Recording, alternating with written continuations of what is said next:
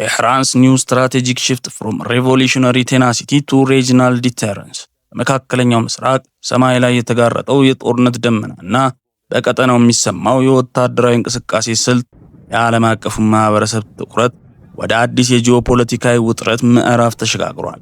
በቅርቡ በሆርሙዝ ሰርጥ አካባቢ እየተስተዋሉ ያሉ የባህር ኃይል ፍጥጫዎች በነዳጅ መርከቦች ላይ የተጋረጡ ወታደራዊ ስጋቶችና በቀጠናው የሚገኙ ቁልፍ የኃይል መስመሮች መናጋት የቀጠናውን የደህንነት ሁኔታ ከምንጊዜውም በላይ አሳሳቢ ደረጃ ላይ አድርሶታል። በዚህ የተቃረበ የጦርነትና ከፍተኛ የጂኦፖለቲካዊ ጫና ማዕበል ውስጥ በቴህራን በኩል የሚወሰዱ አዳዲስ ወታደራዊና ፖለቲካዊ እርምጃዎች ሀገሪቱ ከአጸፋዊ ተከላካይነት አልፋ ወደ ተለየ ኃይል ማሳያነት አሊያም የመግታት ስትራቴጂ የተሸጋገረች መሆኗን ሁለጭ አድርጎ የሚያሳይ ወቅታዊ እውነታ ሆኗል። ይህ በዓለም አቀፍ ሚዲያዎችና ተንታኞች ዘንድ ትልቅ ትኩረት ያገኘው የቴህራን አዲሱ ስትራቴጂ በውጫዊ አካላት ዘንድ የፖለቲካ ስርዓት መፈራረስ ወይም የስልጣን ቅብብሎች ቀውስ ተደርጎ የሚሰላውን የምዕራባውያን ትንታኔ ሙሉ በሙሉ የሚቃረን ነው። በወቅታዊው የዓለም አቀፍ መድረክ የሚታዩት አዳዲስ ወታደራዊ ሹመቶች፣ የደህንነት መዋቅሮች ዳግም መደራጀትና ከፍተኛ የማጥቃት አቅምን ያካተቱ መግለጫዎች የኢራን እስላማዊ ሪፐብሊክ የተቋቋሙበትን አብዮታዊ ፕሮጀክት ወዲያ ሶስተኛና ይበልጥ በሳል የታሪክ ምዕራፍ ያሸጋገረ መዋቅራዊ ለውጥ እንደሆነ ያመለክታል። ይህ አዲስ ምዕራፍ በከፍተኛ ውጥረት ውስጥ የተወለደ ቢሆንም ሀገሪቱ ከተጫነባት ማዕቀብና የጦርነት ስጋት ጋር ተላምዳ የራሷን የኃይል ሚዛን የምታስመሰርክርበትን መሰረት እየጣለች ይገኛል። በዚህ የስትራቴጂ ሽግግር ማዕበል ውስጥ የሚገኘው ዋናው የፖለቲካዊ ለውጥ ኢራን ለዘመናት ስትከተለው የነበረው ስትራቴጂካዊ ትዕግስት የትኛውንም የደህንነት ዶክትሪን ወደ ከፍተኛ የማስፈራራት መርህ ወይም ማክሲመም ዲተረንስ መቀየሯ ነው። አዲሱ የኢራን አካሄድ ጣቶችን በዝምታ ከመቋቋም ይልቅ ተፎካካሪዎች ሊከፍሉት የሚችሉትን ወታደራዊና የኢኮኖሚያዊ ዋጋ በማስጨመር ኢንቪቴሽን በራስ እጅ የማስገባት አካሄድ ላይ ያተኮረ ነው።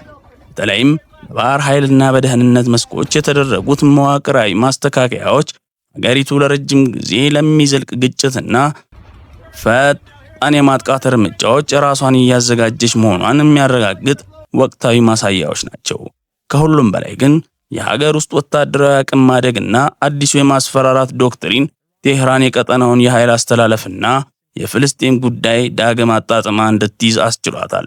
በጋዛ፣ በሊባኖስ እና በየመን የሚካሄዱት እንቅስቃሴዎች ከኢራን ብሔራዊ ደህንነት ጋር ይበልጥ በተቀናጀ መልኩ እንዲቃኙ የተደረገ ሲሆን ይህም የወታደራዊ አቅም መጨመር ለዲፕሎማሲያዊ መድረኩ የተሻለ የድርድር የበላይነት እንደሚሰጥ ከማመን ጥልቅ ስትራቴጂካዊ ስልት የመነጨ ነው።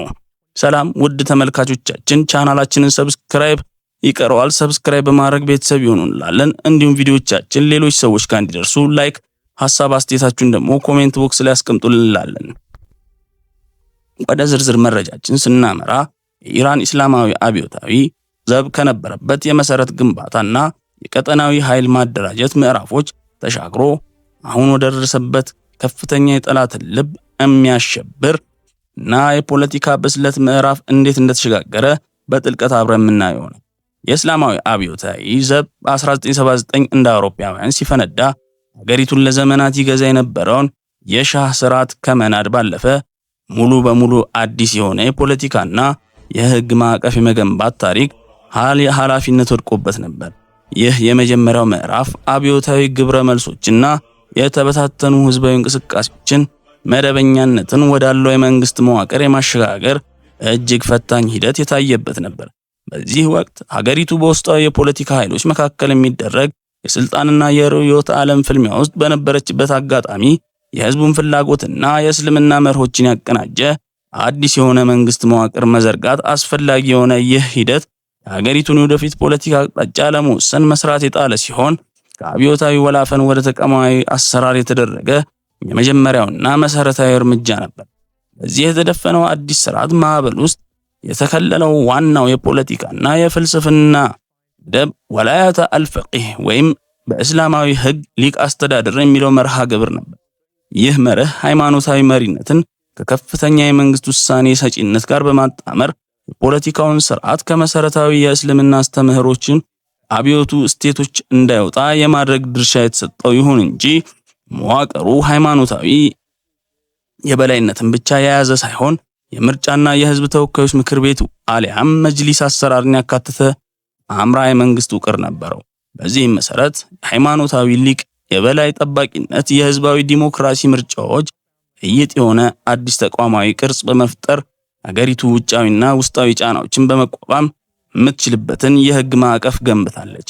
የዚህ ምዕራፍ ተቋማዊ ግንባታ ገና ሳይጠናከር ከጎረቤት ኢራቅ የተከፈተውና ለ8 ዓመታት የዘለቀው አስከፊ የድንበር ጦርነት የአዲሱን ስርዓት የህልውና ጽናት የሚፈታተን አጋጣሚ መሆን። ይሁን እንጂ ይህ ጦርነት ተቋማዊ እድገቱን ከማስተጓጎል ይልቅ አብዮታዊ ስርዓት ወታደራዊና ደህንነታዊ መዋቅሮችን በአስቸኳይና በጥራት እንዲያደራጅ አስገዳጅ ሁኔታን ፈጠረ። በዚህ ጦርነት ማዕበል ውስጥ ነው የሀገሪቱን መደበኛ ጦር የሚያጠናክረውና የአብዮቱን እስቴቶች የሚጠብቀው የእስላማዊ አብዮታዊ ዘብ አሊያም አይአርጂ እና ህዝባዊ ንቅናቄ አካል ሆነው የተገነቡት እነዚህ ወታደራዊ ተቋማት የሀገሪቱን ድንበር ከመጠበቅ ባለፈ የውስጥ ደህንነትና የኢኮኖሚ መሰረተ ልማቶችን የመገንባት አቅም በማደራጀት የሀገሪቱ አምድ የመሆን ሚናቸውን ተረከቡ። ባጭሩ የመጀመሪያው ምዕራፍ በከባድ የኢኮኖሚ ማዕቀቦች በውስጡ ውጥረቶችን በውጫዊ የጦርነት ወረራ ውስጥ አልፎ የተጠናቀቀ ቢሆንም ውጤቱ ግን ዘላቂ የሆነ ተቋማዊ መሰረት መጣል ነበር። በወቅቱ የተቀረጹት የህግ የወታደራዊና የደህንነት ተቋማት የሀገሪቱን ህልውና ማስጠበቅ ብቻ ሳይሆን ወደፊት ለሚመጡት ሁለተኛውና ሶስተኛ ምዕራፎች አቅም የሚሆን መዋቅሮችን ገንብተዋል። ይህ የመሰረተ ግንባታ ወቅት አብዮታዊ ትኩሳቱን ወደ ህጋዊና ተቋማዊ ደንብ በመቀየር ሀገሪቱ በቀጠና ውስጥ ሊኖራት ለሚችለው የኃይል ሚዛንና የስትራቴጂካዊ ጥልቀት ጨዋታዎች የማይነቃነቅ መሰረት የጣለ ወሳኝ ምዕራፍ ሆኖ አልፏል። የኢራን አብዮት የመጀመሪያውን የህልውና ማረጋገጫና የተቋማት ማደራጃ ምዕራፍ ካጠናቀቀ በኋላ በተለይም በፈረንጆች በ1980ዎቹ ማገባደጃ ላይ የሀገሪቱ የፖለቲካና የስትራቴጂ አስተሳሰብ ወደ አዲስ ምዕራፍ ተሸጋገረ። በሁለተኛው ምዕራፍ ቴህራን በገዛ ድንበር ውስጥ ብቻ ከመወሰንና የመከላከል አቅም ከመያዝ ይልቅ በቀጠናው የጂኦፖለቲካዊ ጨዋታ ውስጥ ጉልህ ሚና የሚጫወት የኃይል ማዕከል ሆኖ የመውጣት ግብ ሰነቀች።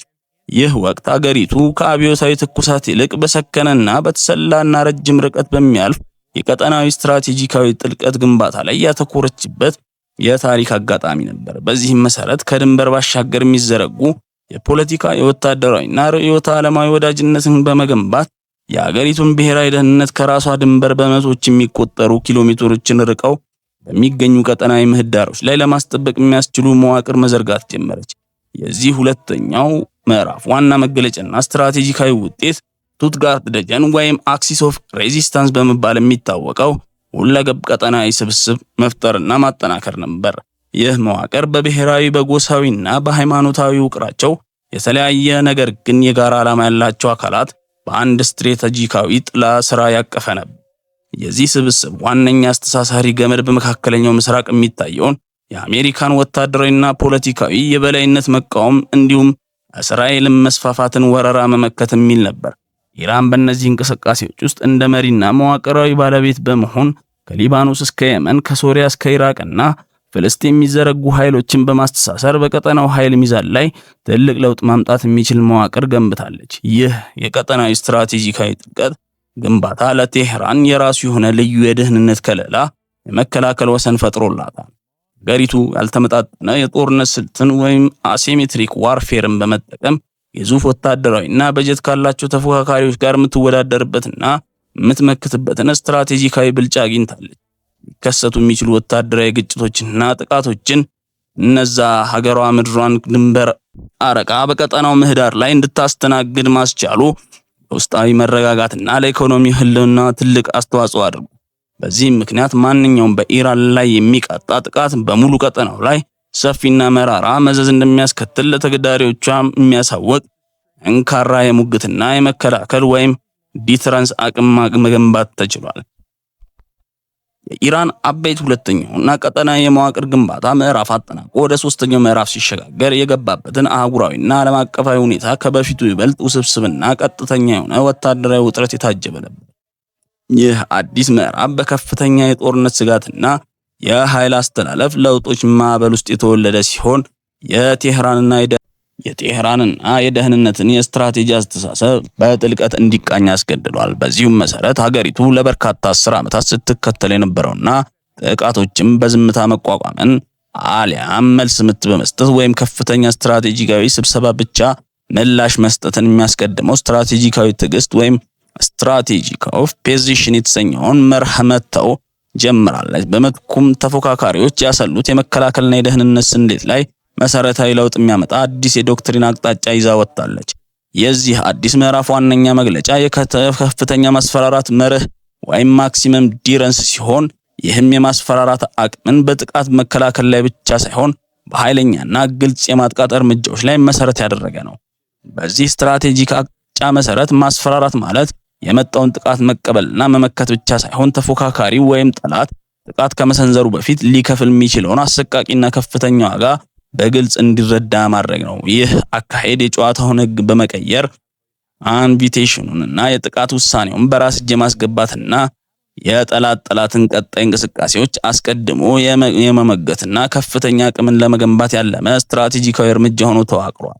ከዚህ አስተሳሰብ ጋር በተያያዘ በሀገሪቱ ከፍተኛ ወታደራዊና ደህንነታዊ ተቋማት ውስጥ ጥልቅ የሆኑ መዋቅራዊና የአመራር ለውጦች ተከናውነዋል። በተለይም በእስላማዊ አብዮታዊ ዘብ አሊያም በአይአርጂሲ፣ በሳይበር፣ በሰው ሰራሽ አስተውሎትና በህዝባዊ ንቅናቄ ባሲጅ መዋቅሮች ውስጥ የተደረጉት አዳዲስ ሹመቶችና ማስተካከያዎች ሀገሪቱ ለረጅም ጊዜ ለሚዘልቅ ግጭት ፈጣን ምላሽ ሰጭነት ራሷን እያዘጋጀች መሆኑን ያሳያል። በተለይም በሆርሙዝ ሰርጥና በፋርስ ባህረ ሰላጤ አቅራቢያ የሚገኙትን የባህር ኃይል እጆች ማጠናከሯ አገሪቱ የዓለም ኃይልና የኢኮኖሚ መስመር ጭምር ለመጫን የሚያስችል መዋቅራዊ ዝግጅት ማድረጓን ማረጋገጫ ነው።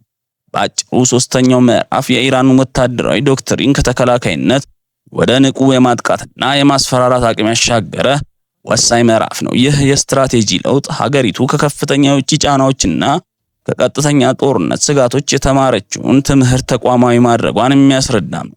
ይልቁንም አዲሱ የሙግት ዶክትሪን ዲፕሎማሲን ጨርሶ የሚተው ሳይሆን የወታደራዊ ማጥቃት አቅምን በማሳደግ የጥቃቶችን ዋጋ ከፍ በማድረግ ለዲፕሎማሲውና ለሀገሪቱ ብሔራዊ ደህንነት የተሻለ የድርድር ዲግሪነትን ይሰጣል በሚል ጥልቅ እምነት ላይ የተገነባ መዋቅር። በሶስተኛው ምዕራፍ የተጀመረው የዶክትሪን ለውጥና የሀገር ውስጥ ወታደራዊ አቅምን ማሳደግ ኢራን ቀጠናዊ ወዳጆችን ትታ ወደ ራሷ ድንበር ብቻ እንድታተኩር የሚያደርግ ነው የሚለው አመለካከት የተሳሳተ ነው። ይልቁንም በዚህ አዲስ የታሪክ ምዕራፍ ውስጥም ቢሆን የፍልስጤም ጉዳይ የቴህራን ቀጠናዊ ስትራቴጂና የርዕዮተ ዓለማዊ መዋቅር ዋናና ትምህርታዊ የፖለቲካዊ ማዕከል ሆኖ ይቀጥላል።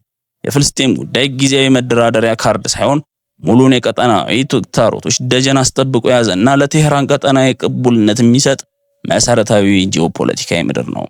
የሁለተኛው ምዕራፍ ዋነኛ የመቋቋም ኃይል ወይም አክሲስ ኦፍ ሬዚስታንስ እንደ ቀጠናው ስትራቴጂካዊ ጥልቀትና የከለላ መዋቅር አድርጎ በመገንባት ከሆነ፣ ሶስተኛው ምዕራፍ ደግሞ ይህንኑ መዋቅር ከሀያላን ሀገራት ጋር ለሚደረግ ቀጥተኛ ሰፊና ያልተመጣጠነ ግጭት በሚመች መልኩ ዳግም ማደራጀት ላይ ያተኮረ ነው። በዚህም መሰረት በጋዛ፣ በሊባኖስ፣ በየመንና በኢራቅ የሚንቀሳቀሱ የተለያዩ ኃይሎች እንቅስቃሴ ከቴህራን ብሔራዊ ደህንነት አዲሱ የማስፈራራት ዶክትሪን ጋር ይበልጥ የተቀናጀና የተሳሰረ እንዲሆን እየተደረገ ይገኛል። ውድ የቻናላችን ቤተሰቦች ለዛሬ የነበሩ መረጃዎች ይህን ይመስላሉ። ቻናላችን ሰብስክራይብ፣ ቪዲዮዎቻችን ሌሎች ሰዎች ጋር እንዲደርስ ላይክ፣ እንዲሁም ሐሳብ አስተያየታችሁን ኮሜንት ስር አስቀምጡልን እንላለን። ሰላም በእናንተ ላይ ይስፈን።